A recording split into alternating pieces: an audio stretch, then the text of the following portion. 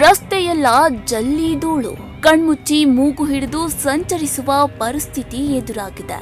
ಇದು ದೇವನಹಳ್ಳಿ ತಾಲೂಕಿನ ವಿಜಯಪುರ ಮುಖ್ಯ ರಸ್ತೆಯಿಂದ ನಾಗರಬಾವಿ ಮೂಲಕ ಮೇಲೂರಿಗೆ ಹೋಗುವ ರಸ್ತೆಯ ಪಾಡು.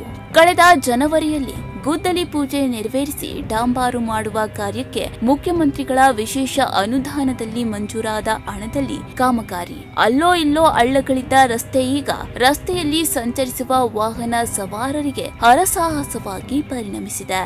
ಕರ್ನಾಟಕ ರಕ್ಷಣಾ ವೇದಿಕೆಯ ನಾರಾಯಣಗೌಡರ ಬಣದ ಜಿಲ್ಲಾಧ್ಯಕ್ಷ ಶಿವಕುಮಾರ್ ಮಾತನಾಡಿ, ಜನಪ್ರತಿನಿಧಿಗಳಾಗಲಿ ಅಧಿಕಾರಿಗಳಾಗಲಿ ಜಾಣಕುರುಡು ತೋರ್ತಾ ಇದ್ದಾರೆ. ಪ್ರತಿದಿನ ಶಾಲಾ ಮಕ್ಕಳು, ವೃದ್ಧರು, ರೈತರು ತಮ್ಮ ಅಗತ್ಯಗಳನ್ನ ಪೂರೈಸಲು ಇದೇ ರಸ್ತೆ ಮಾರ್ಗವಾಗಿ ಸಂಚಾರವನ್ನ ಮಾಡ್ತಾರೆ.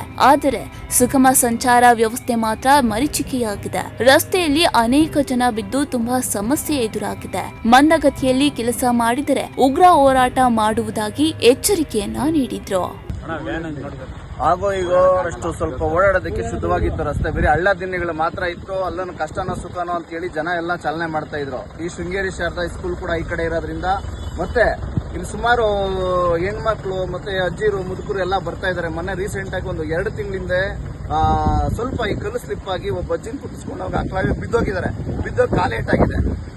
ಇಲ್ಲಿನ ಜವಾಬ್ದಾರಿಯುತವಾಗಿ ಇದೇನು ರಸ್ತೆನ ತೆರವುಗೊಳಿಸಿ ಸಾರ್ವಜನಿಕರ ಉದ್ದೇಶ ಇಟ್ಕೊಂಡು ಒಳ್ಳೇದ್ ಮಾಡ್ಬೇಕಂತ ಮಾಡಿದ್ಮೇಲೆ ಅದನ್ನ ಶೀಘ್ರವಾಗಿ ಅದನ್ನ ಕಾರ್ಯಗತಕ್ಕೆ ತಂದು ಸಾರ್ವಜನಿಕರ ಉದ್ದೇಶ ಇಟ್ಕೊಂಡು ಕೆಲಸ ಮುಗಿಸಬೇಕಾಯ್ತು. ಈ ಮಂದಗತಿಯಿಂದ ಯಾಕೆ ಮಾಡ್ತಾ ಇದಾರೆ?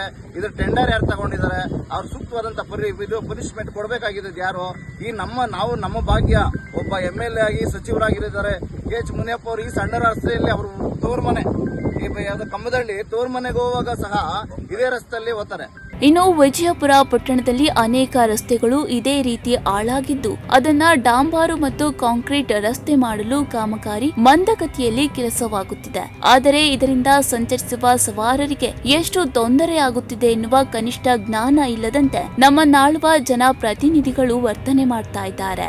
ದೇವನಹಳ್ಳಿ ವಿಧಾನಸಭಾ ಕ್ಷೇತ್ರದ ಶಾಸಕರು ನೋಡ್ಲೇಬೇಕಾದ ಸುದ್ದಿ ಇದು.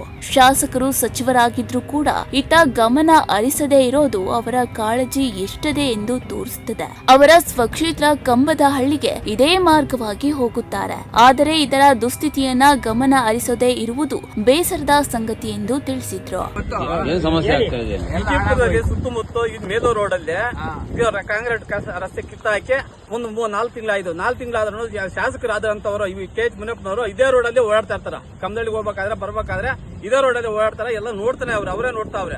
ಆದ್ರೆ ಇದುವರೆಗೂ ನಮ್ಗೆ ರೋಡ್ ಸರಿಯಾಗಿ ರಸ್ತೆ ಮಾಡಕ್ ಆಗಿಲ್ಲ, ಕಾಂಕ್ರೀಟ್ ಹಾಕಕ್ ಆಗಿಲ್ಲ. ಇಲ್ಲಿ ರುಕ್ಕರು ಎಲ್ಲ ಓಡಾಡ್ತಾ ಇರ್ತಾರ. ಹಾಲು ತಗೊಳೋದಕ್ಕ ಎಲ್ಲಾರು ಓಡಾಡ್ತಾ ಇರ್ತಾರ. ಆದ್ರೆ ಧೂಳು ಕಣ್ಣಕ್ಕೆಲ್ಲ ಬರ್ತಾ ಇರ್ತದ. ಆದ್ರೆ ರೋಡ್ ಚಿಕ್ಕಬಾಬು ರೋಡ್ ಆಗ್ಲಿ ವಿಜಯಪುರ ಚೆರ್ಗಾಡ್ ಕ್ರಾಸ್ ಇಂದ ಮುನ್ಸಿಪಾಲಿಟಿ ಇದರಲ್ಲಿ ವಿಜಯಪುರದಲ್ಲಿ ಅಲ್ಲಿ ಕೂಡ ಯಾವ್ದು ರಸ್ತೆ ಮಾಡ್ತಾ ಇಲ್ಲ. ಇದು ನಾಗರಬಾವಿಯಿಂದ ಮೋರಿವರೆಗೂ ಯಾವ್ದು ಇದು ರಸ್ತೆನ ಆಗ್ತಾ ಇಲ್ಲ. ಧೂಳು ಎಲ್ಲ ಬರ್ತಾನೆ ಇದೆ.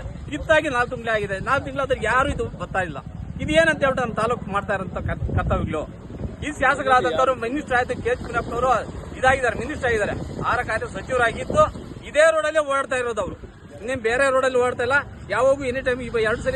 ಇನ್ನಾದರೂ ಸಂಬಂಧಪಟ್ಟ ಅಧಿಕಾರಿಗಳಾಗಲಿ ಜನಪ್ರತಿನಿಧಿಗಳಾಗಲಿ ಅಥವಾ ಗುತ್ತಿಗೆ ಪಡೆದಿರುವವರಾಗಲಿ ಗಮನ ಹರಿಸಿ ಸುಗಮ ಸಂಚಾರಕ್ಕೆ ಅನುವು ಮಾಡಿಕೊಡ್ತಾರಾ, ಇಲ್ಲ ಅನಾಹುತ ಆಗೋವರೆಗೂ ಕಾಯುತ್ತಾರೆ ಎಂಬುದನ್ನ ಕಾದ್ ನೋಡ್ಬೇಕಾಗಿದೆ. ವಿನಯ್, ಪ್ರಗತಿ ಟಿವಿ, ದೇವನಹಳ್ಳಿ.